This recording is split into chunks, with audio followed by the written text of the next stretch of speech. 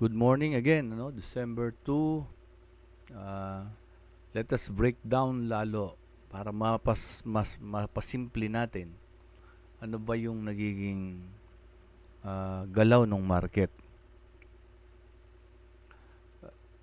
Let's start from top-down analysis again. Kanina meron na tayong video, no? So dito sa top-down analysis, again, meron na tayong support and resistance. And this candlestick ng November shows strong bullish, no? Bias.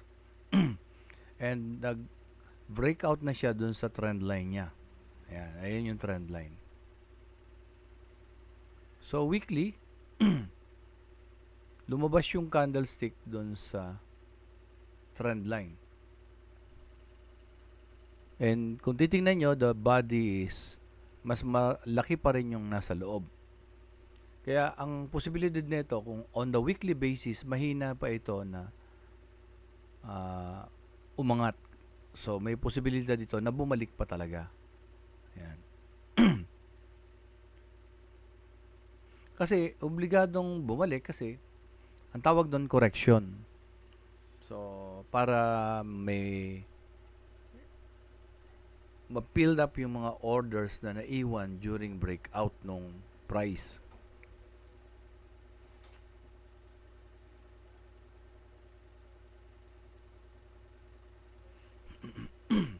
Then we go down daily time frame.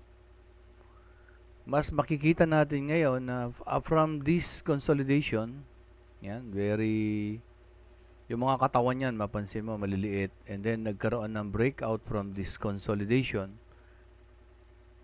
And then nag-rest dito sa blue line na yan, ano? So the blue line is weekly time frame resistance. And then nang mag-breakout naman doon sa blue line, so nagkaroon ng another rally. Kaya lang yung rally nauntog dito sa trend line na nabuo because of this swing high. Ito. So nagkaroon ng trend line, no, nagkaroon ng consolidation. Ayan, yung body na yan. Kasi daily yan, ano? Daily. Isang araw, ibig sabihin. And after that consolidation, nagkaroon ng breakout. And the breakout is almost 90 to 80 to 90% ng body. Ayan. At karaniwan yan, binabalikan talaga niya yan kung saan siya nag-breakout. So kung dito nag-breakout, babalikan niya yan. The reason is may mga fair value gap, unfilled orders. And during the rally, let's say merong 100 million, sample lang, na close yung 50 million. So, what will happen dun sa 50 million? So, babalikan nila yon. Kasi nga, may pera sila may kakayahan silang ipagalawin yung market. Okay? So, sa ngayon, yung market is last Friday, ito yung rally niya from breakout. And then, kahapon, ito ngayon yung candlestick. So, since yung candlestick is about to, tingnan nyo yung mga previous video natin, about to approach this significant blue line or significant resistance, blue, since weekly. So, ano yung pwedeng mangyari? Ano yung mga scenario before that candlestick na buo yung candlestick na yan? Kung ikaw ang seller, nakakita ka ng resistance, magse-sell ka na rito before this resistance. And your stop loss is nandito sa taas. So, you're a kind of retailer na hindi masyadong nagkakaroon ng mentor or coach. And then you will have your TP. Yan. As a resistance, as a support na to. So, this is your TP.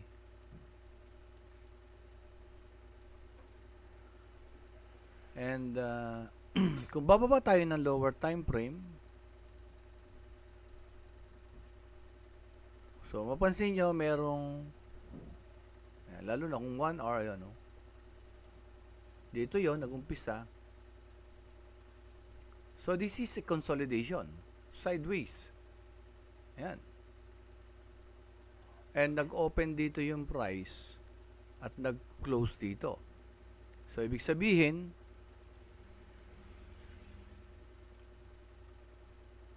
since nag-open dito yung price, nag-close dito, so kung igaganyan mo yung line na yan, merong body dyan, at may buntot dyan. At merong konting buntot sa baba. So, yung wick sa ibabaw is mahaba. Another sign, ano? Tingnan natin. This is 1 hour. And from here and to here is 1 day. So, dapat ang makikita natin sa daily is ganyan. Maliit ang katawan, mahaba yung buntot. Yan. At nasa ilalim netong resistance na to. Tinry niyang i-breakout, liquidity sweep, another liquidity sweep, another liquidity sweep. So, lahat ng may stop losses dito, here, stop loss hunting, balik. Isa pa, stop loss hunting. Bakit bumalik?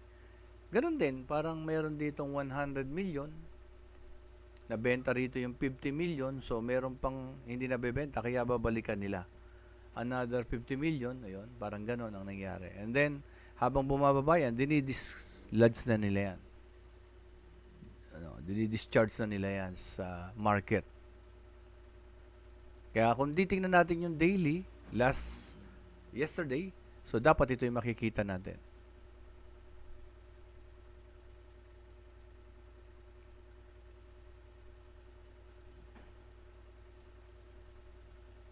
So, daily, tingnan natin ha. So, ayun yung daily.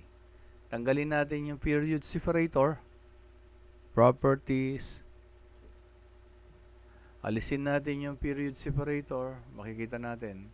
So, ayun siya. Di ba? Ayun yung katawan, ayun yung buntot. Yung mga liquidity sweep, ayun. And, ayun yung buntot as a sign of rejection ng seller na hindi pa niya pinayagang umakyat yung price. And today,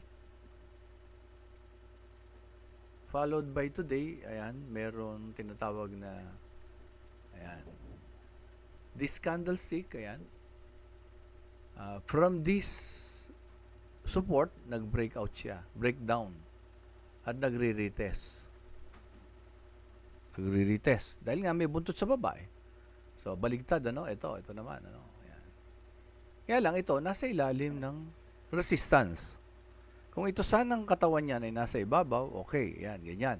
Pero since the body ay nasa ilalim ng resistance, as long na nandyan yan, this is bearish. Para sa akin, ha? My opinion. Go down 4 hours, ayan.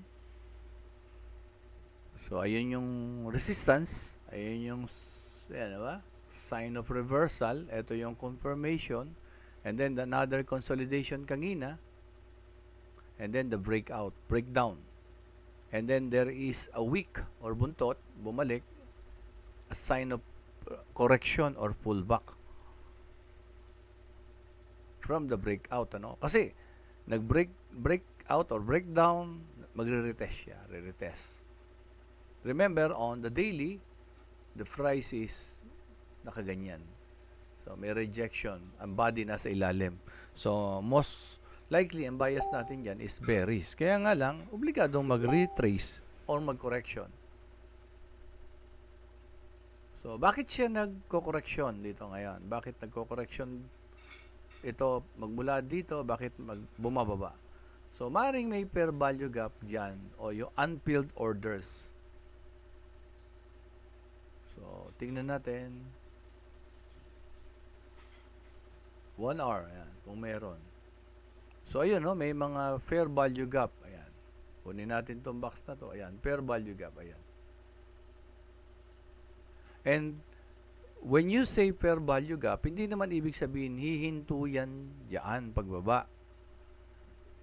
Nababounce na. Pwedeng huminto yan, magko-consolidate, then, Pag established na yan, halimbawa, ayan, usually, ang nakikita dyan ng institusyon, magbabay na sila rito. Kaya ang ginagawa nila, buy, retailer, nakabay yan, stop loss dito.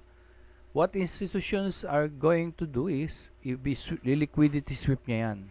Tapos magkakaroon ng buntot. Pwedeng ganon. Yan. So, na-liquidity sweep na yan. Lalo na kung nag-sell na sila dito. Ito, stop loss kanina to nung buy na to. Ito naman ngayon, magse-sell. Pag nag-sell yan, stop loss niya nasa taas. So, bigla namang aakyat.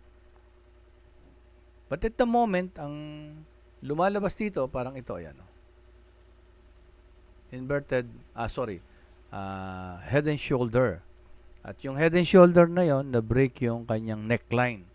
And this week is a sign of nagko-correct siya. So, we just need to wait. Pwedeng ito, another fair value gap yan, lower time frame. We need to wait for a fair value gap na maisara. And then, mag-wait tayo for a consolidation at mag-break down ulit. Ayan, possible na yan.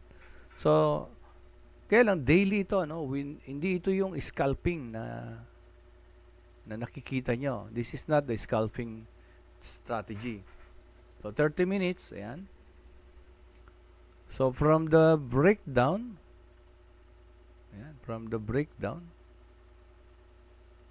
breakdown, laki niyan kanina, then nag-pull back. So, ganun yung price. Laging bumabalik. Saan babalik ngayon? So, we look for a possible area ng supply, kung saan nag-umpisa. Ito, dito siya nag-umpisa.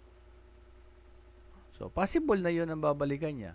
Maaring nung bumagsak siya, mayroong mga unfilled orders na kailangan niyang balikan. So, this is very fresh, Sabi nga, ito, bago yan. So, maaring yan yung babalikan niya. Ang tanong nga lang is, pagdating dyan, gagalaw ka ba? O maniniwala ka ba? So, let us go 1 minute, 15 minutes. So, ayun. 5 minutes. Ayun, yung rejection. 1 minute. Ayun, makikita natin sa 1 minute. Mayroon bang fair value gap? Ayun, may fair value gap. So, dito natin hinahantay ngayon yung price. At mapansin nyo talagang, ayan, di ba? Kung tutusin, ito, parang sabi niya, na-choke na rito eh. Pero, another choke. So, ibig sabihin, sideways, nag-sideways. Tapos, biglang maangat na naman. So, dito tayo mag-aantay ngayon. Okay? So, since ang daily is nakaganyan, possible retracement talaga. So, ang inaantay ko dyan ngayon is a sell opportunity. Okay? So, this is the continuation ng kaninang umaga. I hope you unti-unti nyong na-simplify. And again, don't compare yung sarili nyo sa mga datihan ng nagte-trade. Huwag nyong gawin yung multi-entry without really doing it on the demo account hanggang maging komportable kayo. And at the same time, don't compare traders. Traders have different appetite. They have different priorities. They have different time na nauupo sa chart. And don't expect the instructors will always be better than the students. Sometimes or most of the time, there are students or mentee na nag-excel talaga. So, let us just be happy sa bawat isa. And for those who are, sa mga nagpo-post ng mga result nila, we are very happy sa inyo. And we hope lang na sana nasa ATFX kayo. And for your information, alam namin kung sino yung mga nasa ATFX, mga nagte-trade under ATFX. We just don't want to kumbaga, diretsahan kayong kausapin. We will leave it to you na gawin nyo yung alam nyo tama. Nag-aaral kayo dito, at kung may natututuhan, good. Pero kung nag-aaral kayo dito, at nagte-trade kayo sa ibang brokers, ask yourself, is this the right thing for me to do? If not, give yourself a chance na gawin ng tama so that yung swerte magtuloy-tuloy sa inyo. Lalo na kung natututo na kayo at kumikita na kayo. Again, thank you very much. Good luck. December 2 and Merry Christmas.